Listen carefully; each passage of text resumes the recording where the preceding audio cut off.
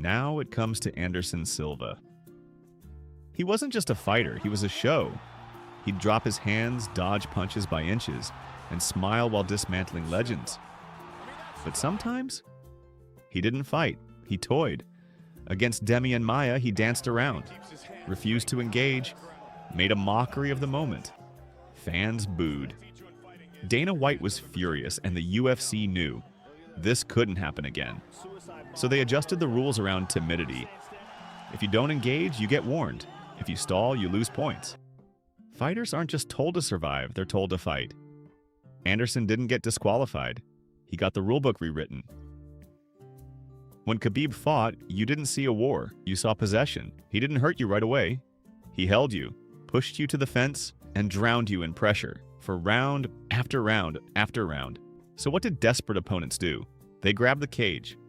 And that's when refs started cracking down harder than ever. Fence grabs became a big deal because against Khabib, they changed everything. He made people panic, and that panic exposed flaws in how fights were refereed.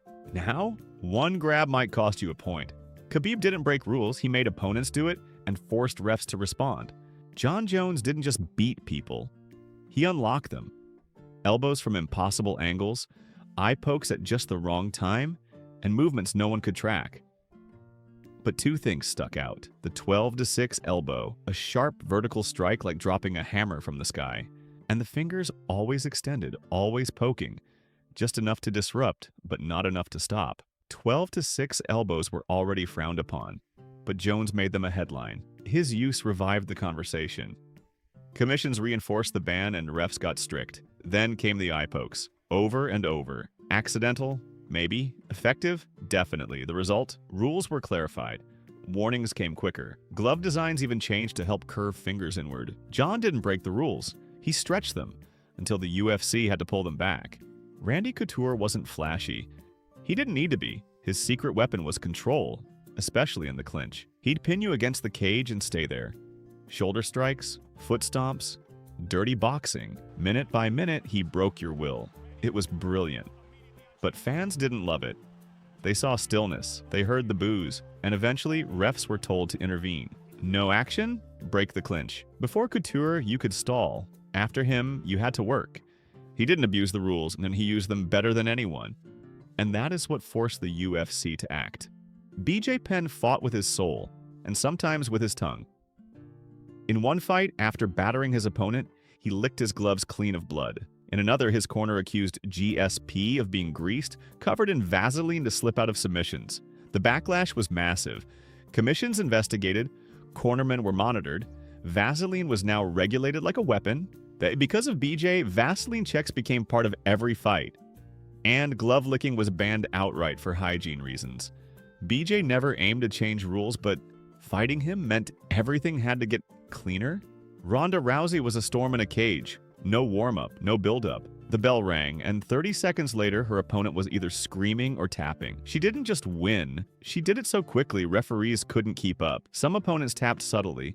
Others let out cries of pain. But Ronda was already transitioning before the ref could react. Because of her, referees were trained to detect faster submissions, particularly in women's MMA. Small taps, verbal submissions, wrist yanks. The standard changed. And then there was her presence. One woman, one armbar, and the UFC had to admit what it had avoided. She proved women belonged. She didn't ask for new divisions. She forced them. Just winning fights, he was changing the very structure of what a fight could be. His jiu-jitsu style was patient, methodical, and completely unfamiliar to fans used to striking. He'd take opponents down, work slowly through positions, and wait for the perfect moment to submit them. The problem? These matches could go on for a very, very long time. With no striking, no explosive moments, and no guaranteed finish. Fighters like Royce exposed a flaw in the system. Grappling didn't have a natural timer. Unlike brawlers who either got knocked out or gassed out, Royce could maintain control for extended periods. And that made for some long, uneventful fights. It became clear, if the sport wanted to survive, it needed limits. Because of Royce, time limits were introduced. Rounds were added not to limit fighters, but to bring structure, and to give strikers and grapplers a fair chance in their own rhythm. And then there were the gloves. Royce didn't punch much, but when he did, it was bare-knuckled. So were his opponents. Broken hands, deep cuts, and damaged orbital bones were routine. The UFC realized if this sport was going to last, they had to protect the fighters and their hands. His style didn't depend on gloves, but everyone else's did.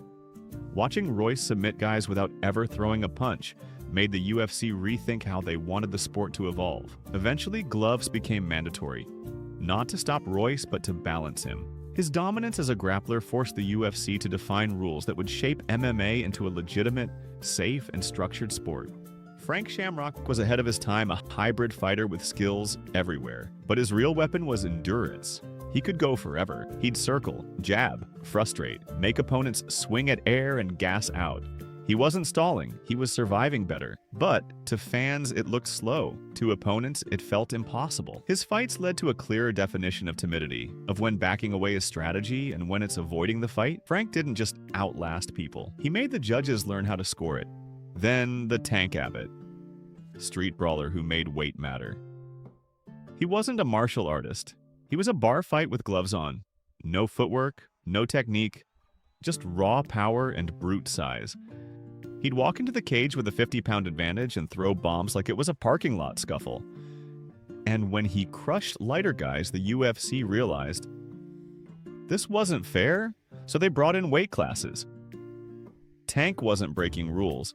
He was the reason they wrote them. And his chaotic style, swinging wild, leaving people unconscious, made refs stop fights quicker too. Safety had to come first.